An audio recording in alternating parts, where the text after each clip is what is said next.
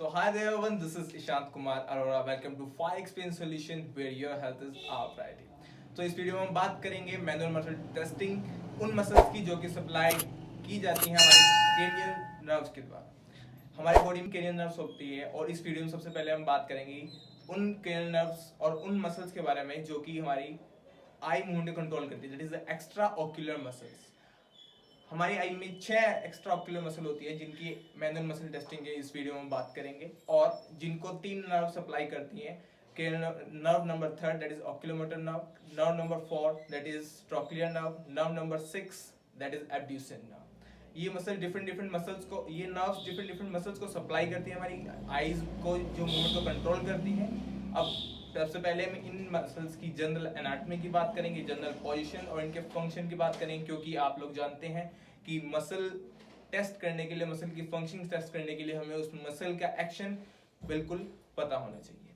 Exact location in muscles की आपको जानने की इतनी जरूरत नहीं है, बेसिकली आपको फंक्शन इसका प्रॉपरली पता होना चाहिए। जनरली जब हम मैनुअल मसल टेस्टिंग करते हैं हमारी एपेंडिकुलर मसल्स की, लोअर लिम, अपर लिम एक्सेट्रा, उसमें हमारा जो ग्रेडिंग सिस्टम होता है थोड़ा डिफरेंट होता है। लेकिन जब हम बात करते हैं क्रेनियल नर्व से सप्लाई होने वाली मसल्स की, इनका ग्रेडिंग सिस्टम थोड़ा अलग होता है। इसमें सिर्फ 4 ग्रेड दिए जाते हैं और कुछ प्रिकॉशंस हैं उनका ध्यान रखा जाता है कि जब भी आप बात करेंगे क्रेनियल नर्व से सप्लाई होने वाली मसल्स की मसल टेस्टिंग का, that is supply our whole face and head, so या टंग और फेरेंजेस। तो जब भी आप टेस्ट करेंगे सबसे पहले आपके हाथ में ग्लव्स होने चाहिए और कोई भी ऐसी एक्टिविटी करा रहे हैं जिससे पेशेंट जो है कफ करेगा या फिर कुछ भी, आपको उससे थोड़ा डिस्टेंस मेंटेन करके रखना है क्योंकि this can spread the infection. इसके अलावा आपको बहुत और प्रिकॉशन लेने हैं कि आपका your hand should be neat and clean, और जब भी आप पेशेंट के फेस को टच कर रहे हैं तो उसका पहले आप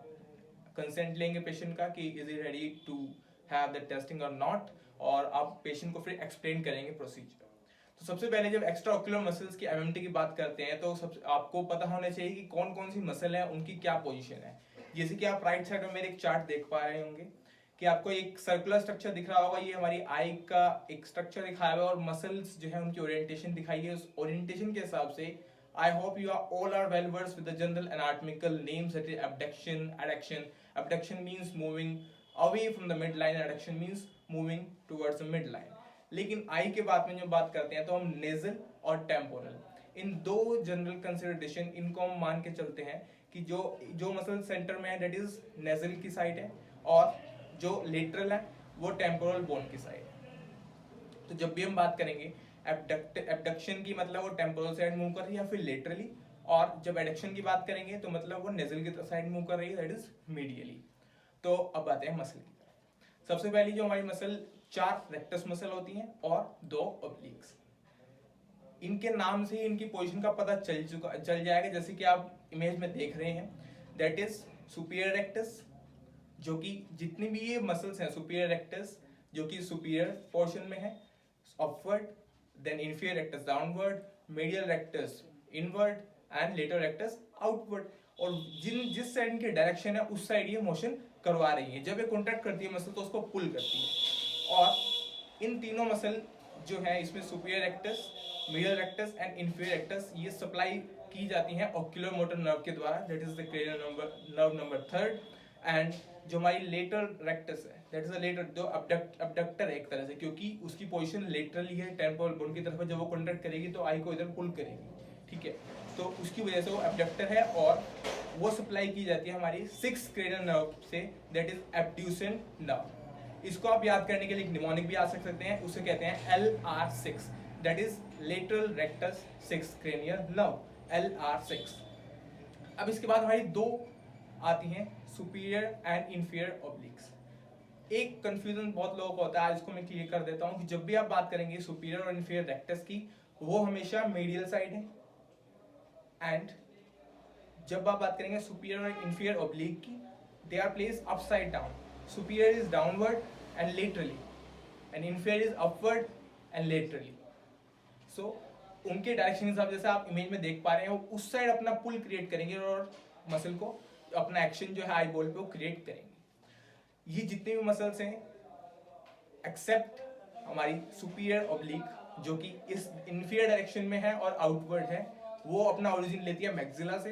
बाकी सब बॉन अपना स्फिनॉइड बॉन से अपना ओरिजिन लेती हैं और जाके एक पर्टिकुलर पोजीशन पे इंसर्ट करती हैं स्क्लेरा में अपनी रेस्पेक्टिव नेम के अकॉर्डिंग, दैट इज मीडियल और your lateral, anterior and inferior etcetera.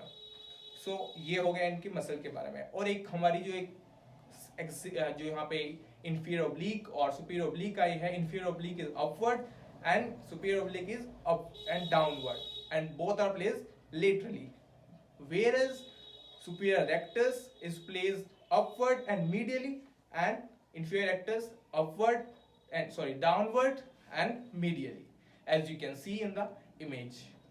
So एक हमारी इसमें एक मसल है जिसका नाम है सुपीरियर ओब्लिक। जैसे कि उसका प्रेजेंटेशन ही डिफरेंट है कि उसके नाम से होना चाहिए था कि उसे ऊपर होना चाहिए लेकिन नीचे है, ऐसे ही उसकी जो नर्व सप्लाई है वो भी डिफरेंट है।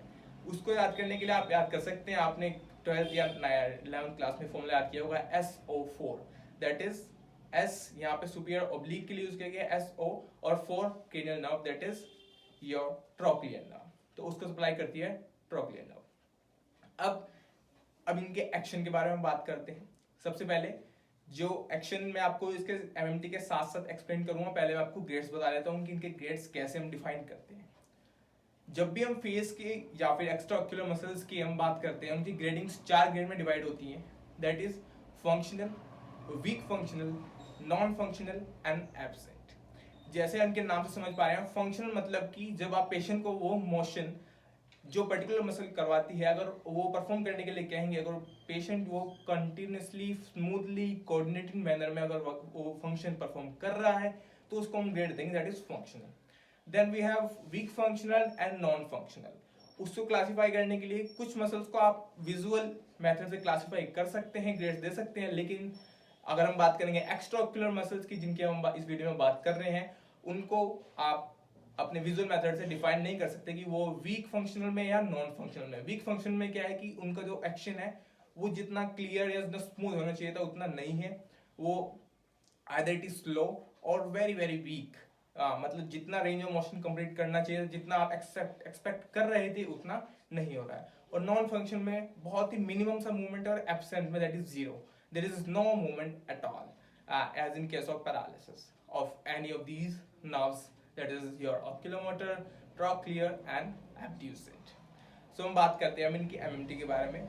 पेशेंट पोजीशन जब भी आप बात करेंगी इन मसल्स को चेक करने के लिए, फेस की या फिर एक्स्ट्रा जो क्रेनियल नर्व से सप्लाई करने वाली मसल्स जो है, पेशेंट की पोजीशन हाई सिटिंग में होनी चाहिए। आप पेशेंट को एक टेबल पे बैठने के लिए कहेंगे या फिर एक चेयर पे बैठने के लिए कहेंगे और पेशेंट को आप इंस्ट्रक्ट करेंगे कि वो दोनों आई को न्यूट्रल पोजीशन में रखेंगे। न्यूट्रल पोजीशन मीन्स कि दोनों जो आई है सेंट्रली लोकेटेड हो, सामने देख रही हो। फिर आप एक लेजर का या फिर सिंपल लेजर और टॉर्च और समथिंग आप अपने फिंगर का यूज कर सकते हैं पेशेंट को डायरेक्ट करने के लिए कि उसको किस साइड मूव करना है, जैसे कि आपने डायग्राम में देखा है। अब इसके अकॉर्डिंग हम डिफरेंट पेशेंट को कमांड करेंगे अपनी फिंगर के थ्रू और पेशेंट को वो एक्शन परफॉर्म करने को कहेंगे। सबसे पहले आपने पेशेंट को जब बिठा लिया है कंफर्टेबली, आप पेशेंट को कहेंगे कि अपनी जिस आई को आप टेस्ट कर रहे हैं उसको छोड़कर दूसरी आई को अपने एक हाथ से ढक ले, या फिर आप हाथ रख सकते हैं या फिर पेशेंट खुद हाथ रख सकता है। उसके बाद आप पेशेंट को कमांड करेंगे जैसे जैसे आप फिंगर मूव करेंगे पेशेंट को वही जो आई का ऑक्यूलर जो उसका आई बॉल है उसकी मूवमेंट उस साइड ही करनी है। अब इसके बाद जैसे कि अब आपको मसल्स का नाम पता चल गया, उनकी नर्व्स का सप्लाई करना पता चल गया, अब उनके एक्शन के अकॉर्डिंग आप वो एक्शन पेशेंट को परफॉर्म करने के लिए कहेंगे, दैट इज अब बात करते हैं। सबसे पहले आप पेशेंट को चेक करने के आप कहेंगे कि हमें मीडियल रेक्टस चेक करनी है। मीडियल रेक्टस जो है वो मिडिली प्लेस्ड है, तो आप पेशेंट को जैसे कि आप इमेज में देख पा रहे हैं, आप पेशेंट को डायरेक्ट करें कि वो आपकी फिंगर मीडियल साइड जाएगी और पेशेंट की जो आई बॉल है वो आपकी फिंगर को फॉलो करेगा।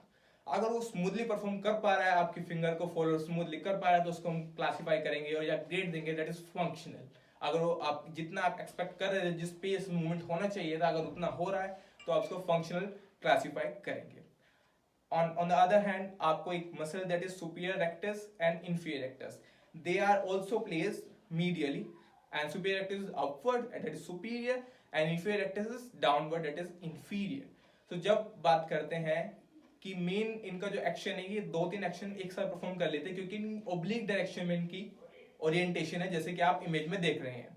तो जब ये अपनी साइड पुल करेगी सुपीरियर रेक्टस, तो ये क्या काम करेगी, एक तो एलिवेट कर रही है आईबॉल को, साथ में मीडियल लेके जा रही है नेजल की तरफ, तो इसकी वजह से adduction and elevation of eyeball cause करेगी। एंड सेम लाइकवाइज जब इंफीरियर रेक्टस की बात करेंगे, वो इंफीरियरली प्लेस्ड है तो depression and it will move depress the eyeball medially.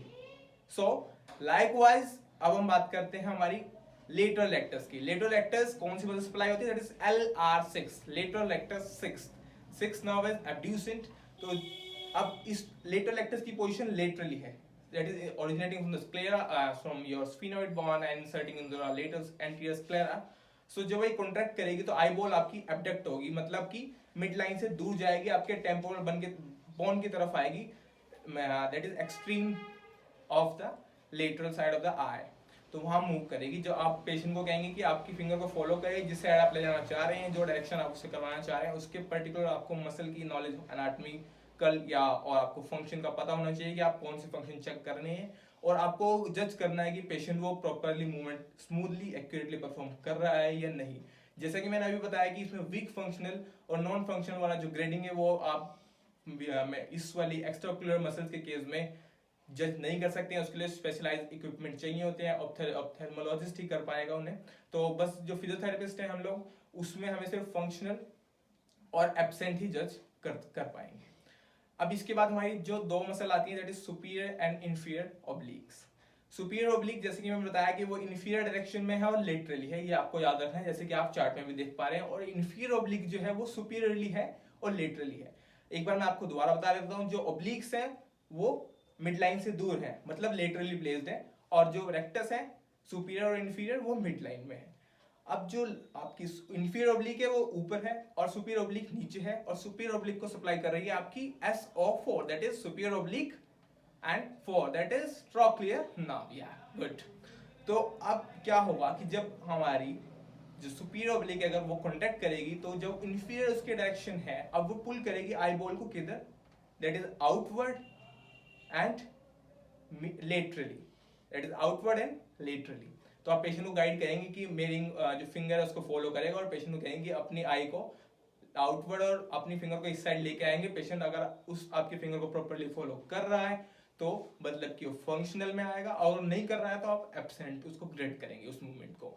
मतलब कि अगर वो डिप्रेशन आई का कॉज नहीं कर पा रहा पर्टिकुलर, तो मतलब उसको कौन सी नर्व में प्रॉब्लम इशू आएगा, that is fourth nerve, that is your trochlea. Then next your is inferior oblique. Inferior oblique जैसा भी बताया कि इसकी पोजीशन सुपीरियर है, that is superior and lateral, जैसे कि आप इमेज में देख पा रहे हैं। अब आप पेशेंट को कहेंगे कि आपको फिंगर के फॉलो करें अपवर्ड एंड लेटरली। अगर वो मोशन में परफॉर्म कर पा रहा है तो it's okay, then you will give him the grade functional, otherwise absent. देन अगर किसी पेशेंट को हमारी जो 6 क्रेनियल नर्व है, that is your abducent nerve, उसमें कोई इश्यू है, तो पेशेंट जो है एब्डक्शन आई का परफॉर्म नहीं कर पाएगा। जब वो परफॉर्म करने की कोशिश करेगा तो आई बॉल थोड़ा मिडली रोटेट होगा। Then we have the third nerve, that is the oculomotor, the most important, जो कि आपके जो एक्स्ट्रा ऑक्यूलर मसल है, इनको ज्यादातर एक्स्ट्रा ऑक्यूलर मसल्स को वही सप्लाई कर रही है, जो कि मीडियल साइड प्लेस्ड है। और जो मसल ऑर्बिकुलरिस और जो आपको हेल्प करती है आई की ओपनिंग में, उसको भी वही कंट्रोल कर रही है। तो उसकी वजह से क्या होता है कि किसी को अगर ऑक्यूलोमोटर नर्व की पाल्सी होगी, पैरालिसिस होगा या पैल्सी होगी, तो उस कंडीशन में पेशेंट को टॉसिस होगा, मतलब कि जो उसकी आई अपर आईलिड है वो ड्रॉप कर जाएगी डाउन, फर्स्ट थिंग। दूसरा, उसकी जो आई है, बिकॉज ऑफ द जो एक्शन है हमारी लेटरल मसल का, that is your lateral rectus, जो कि डिफरेंट नर्व सप्लाई कर रही है, और योर सुपीरियर ऑब्लिक, सो उनका जो अनअपोज्ड एक्शन होगा वो पुल करेगा आई को outward, down and I out. इस कंडीशन को बम्प्स आई भी कहा जाता है। तो उस आप जज कर पाएंगे इस एमएमटी ग्रेडिंग के थ्रू कि कौन सी नर्व में पेशेंट को इश्यू आया है, उसकी पोजीशन चेक कर। और जब आप पर्टिकुलर दोनों आई का चेक करोगे बायलेटरली, ऐसे ही जैसे मैंने आपको प्रोसीजर बताया, उसके बाद आप कॉन्जुगेट मूवमेंट भी चेक कर सकते हो, दोनों आई की पैरेलल मूवमेंट चेक कर सकते हो सेम फिंगर मेथड से। और जो भी आप मोशन चेक करना चाहते हो उसके हिसाब से आप मसल, जो मैं आप अब आई होप यू आप समझ चुके होंगे कि कौन सी मसल कैसे वर्क कर रही है और कौन सी नर्व किस मसल को सप्लाई कर रही है।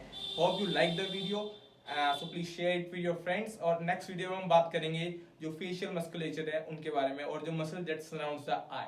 So thanks a lot for watching the video. Stay tuned and please subscribe our channel for further videos. Thanks a lot.